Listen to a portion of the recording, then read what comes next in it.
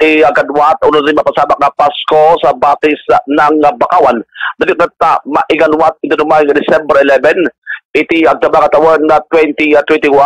kan pasit na to iti Bakawan lighting activity nga maiganwat sa Jay Creek masakupan iti Barangay Kalatan sudad iti San Fernando. Dali kami papaan iti panagtinolong iti City Government iti San Fernando City La Union kasabutan iti Association of Tourism Industries kan kasabutan iti Provincial Government iti La Union karunan na pay iti Department of Tourism dito Region 1 Masit pa iti activity so iti Bakawan na tree planting kasabutan iti napintas pa nga mabuya kat iso datoy Balsa Christmas Design Competition, creek lighting activity kan kasabutan datoy Bakawan floating lanterns kan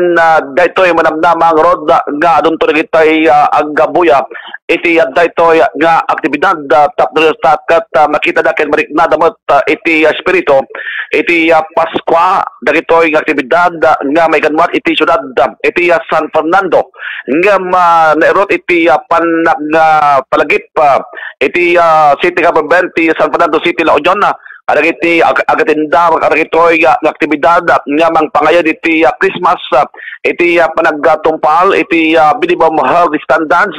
nga ipapatungpal ba lang iti City Government tapos dakat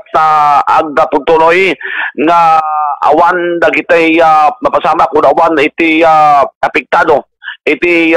virus iti COVID-19 kabayatan iti sitwasyon iti Paskwa iti syudad iti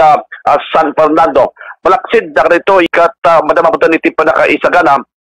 iti City Plaza para iti panaka-arkos na datoy adang iti Christmas lights kan manamnama nga dato kat makitan tubatan adang iti masungad pay nga aldaw kan rabi iti syudad iti San Fernando kan nakarama pa datoy kadang iti mangpakailbudlan iti palang silbar iti Paskwa iti syudad ti San Fernando. Syudad ti Bombo Daniel sa pagbabansang radyo ng Pilipinas at consistent #1 sa La Union. Basta Radyo, Bombo.